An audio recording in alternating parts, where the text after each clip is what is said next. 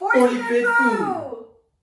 Hey, I think that worked pretty well. Yeah. Trying to find more interesting ways to let you know we are here. Hello. Hi, my name is Oscar. This is Mimi. This is, guess what, 45th food. We're here every Tuesday giving you fitness advice so you can stay moving and happy and healthy well into your 40s and up. Bam! I like that. A little Usain Bolt move right there. No, because it's in my culture. Right, exactly. All right, last week we talked about the feet and the ankles. Today we're going to talk about the knees. Now, not realistically, what am I saying realistically? If you have knee issues, a lot of the times it's caused by the stuff above and below the knees, the hips and your ankles. We talked about the ankles last week, but let's address the knees. There are still some things that you can do to alleviate those symptoms. And I know... Yes. Joint mobility? Well, let's just start by seeing... Here's the thing with the joint mobility, okay? Here's what it is. You want to try to put as many positive inputs into that joint as you can so that the joint can realize that it's safe to move around. Okay. Granted, you could have pain in the knee, but that doesn't mean you're not allowed to move it. As a matter of fact, the worst thing you can do is to not move it. But if you can find, and hopefully this is what this is for, if you can find a way... The close thing. Oh, that's good. I know where you're going now. Okay, if you can find the amount of movement that you can do that's pain-free, let's say this is pain, what you want to do is get right next to the pain and do a lot of movement next to it, but do not get intimate with the pain. Okay, so the first thing to do is, yes, a little bit of joint circles. Let's talk about how we do that with the knees. We have a video in the past, if you look through our archives, where we went through, I think it's called the bee's knees. Bee's knees, yes. And so there's a way there that you can do some knee circles, but we figured let's do a different way to do it. Different way. And one thing you can do is, if you have it, is use a yoga block, but also anything that's sturdy can work, a stiff like pillow, a rolled up yoga mat, something that you can put in between your knees. So I'm gonna have you, which knee you're working on? I guess my right, because it's been a little tweaky since I came back from a flight, so okay, it'll be good for it, right? And I'm going to, in a non-creepy way, I'm just gonna get right up to the pain. Okay, so most important thing is that her head and neck are relaxed, so you can use a pad. Give me a pad. You can use a pad, you can use a yoga block there, you can use your arm or a pillow. Just make sure that you're not putting stress here. The next thing is I'm going to have Mimi is make sure that her hips and knees are at about 90 degrees, but granted, any position has value, so you can modify this a little bit. Then the yoga block is going to go in between her knees. We're focusing on the right knee. So what I'm going to have Mimi do is we're going to imagine that there's an X on her shin, boom. We only want the shin to lead the movement, even though the foot is also going to move. It's more like a rudder that's attached. So the movement is coming from here. So let's have Mimi turn out towards her pinky toe. Then she's just going to extend the leg. Ooh, I heard a little snap, crackle, pop there. Very nice. And then she's going to rotate starting from here. And I'm just going to guide her a little bit. And then she's going to flex the knee. And the whole time, we're going to maintain the toes pointing towards the shin. So this is what we call dorsiflexion. So she's rotating out, she's extending. I'm giving her some feedback here so that her hips don't move. So I'm placing my hands here and she's moving around. And now go in the opposite direction. This is where you start with your knee circles. And let's do one more, same way, same direction. So the whole time she's been focusing on pointing her toes to her shin. There still is value in pointing the toes away from the shin and trying to, I think it's actually a little bit more challenging because we don't really do this too often, but now in plantar flexion, toes plantar flex, still this is all moving as one unit. The movement starts from the shin. I'm gonna actually help her rotate a little bit, then extend, then she's gonna rotate out. And again, I'm giving feedback here because the tendency is, if you notice, is the thigh wants to move, right? And then flex. This feels a little bit different, right? Maybe a little awkward since you're not used to it. And then go in the opposite direction after here. So bringing it back.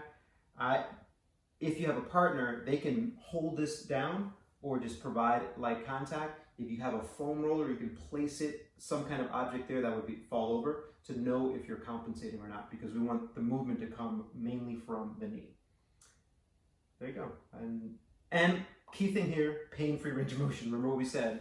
Remember what we said? Mimi's knee was a little bit tweaky, and so she didn't want it to go past the point. That's the first thing we did.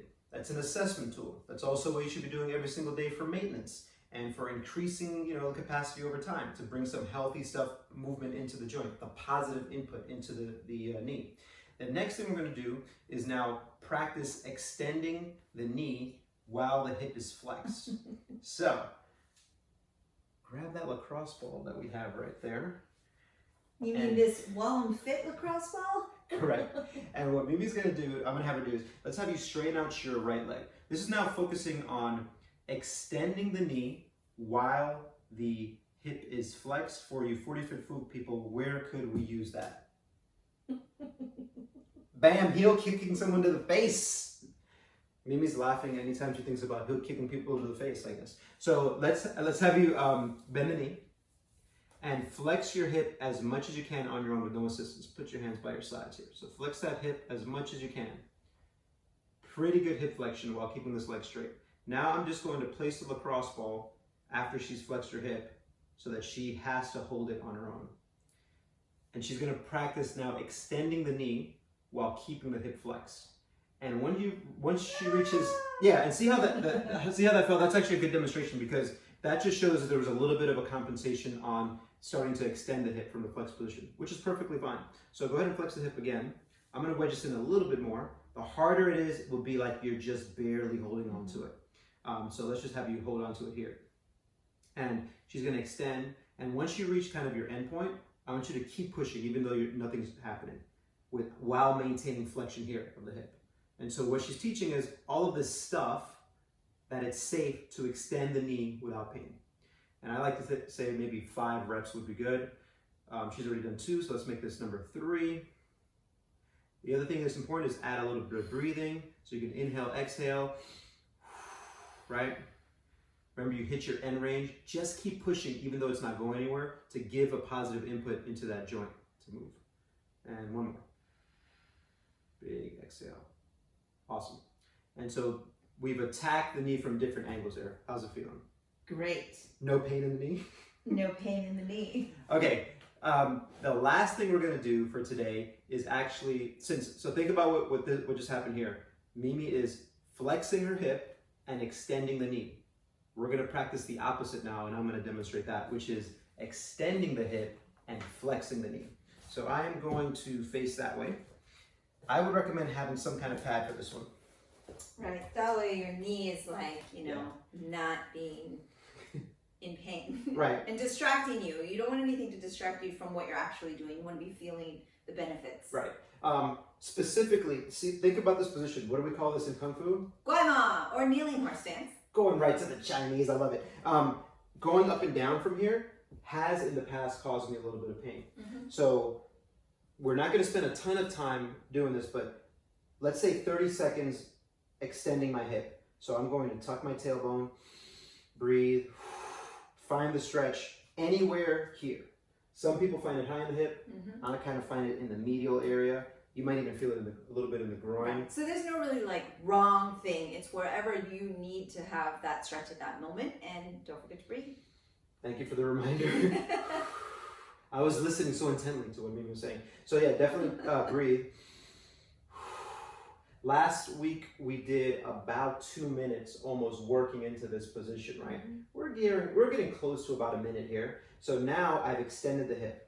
The next thing I'm going to do is I'm going to flex my knee, but I'm going to use my hand. Now, the reason I'm doing this is because I've done it before. If you've never done this before, be careful because you could cramp the hamstrings. Right. Cramping the hamstrings is just muscle confusing. Just realize that. So what we're going to do is I am going to grab my ankle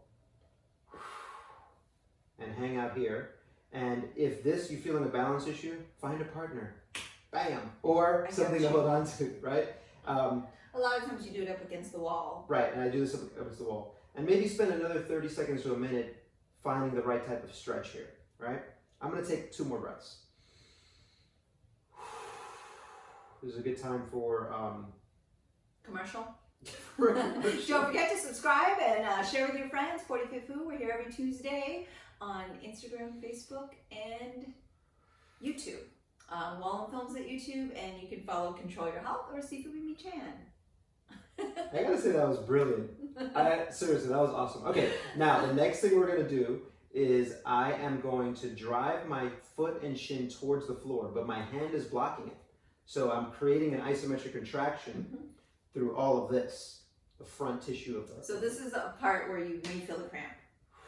You may feel the cramp here, but I think it happens really on the next part. But yes, you may feel the cramp here. It has happened in class before. So I'm driving my foot towards the floor and my shin, trying not to move the rest of my body. I ramp that up and I'm gonna hold it for 5 more, 4, 3, 2, 1. And here is now where the pain may come. Ultimate cramp. I'm going to start letting go of my hand and drive my heel into my butt. And I'm holding that for another 5, 4, 3, 2, 1. I am sort of getting a cramp. I'm going to try to fight my way through it. Do you recommend they fight their way through it? Yes, unless you just absolutely can't. But okay. The reason you want to is because it's just your muscles being confused and not. What do we do? Oh my gosh, new position. Exactly. And if you can say, "Hey, I'm safe. Everything's fine," it'll be better for you in the long run. Maybe you should say it out loud. Everything's gonna be fine. Yeah, tell yourself. Tell your muscles. If this is too challenging for you, what I did, the way you would regress this is you would start by having your foot on the floor and just practice flexing your hip on your own, the opposite of what we did. And then we retest. So I would stand up and I'm going to just kind of move my knee around. There may be a little bit of tightness there because of spending some time there. Just walk that out, see how it feels. And actually, my knee does feel pretty good. So just try that out and see how that feels. Yeah, let us know. We have ankle circles. We had that kind of knee extension and a knee flexion. And that's it. That's it for today for the knees stuff. All right. Thanks for joining us on 40 Fit Fo. See you next week.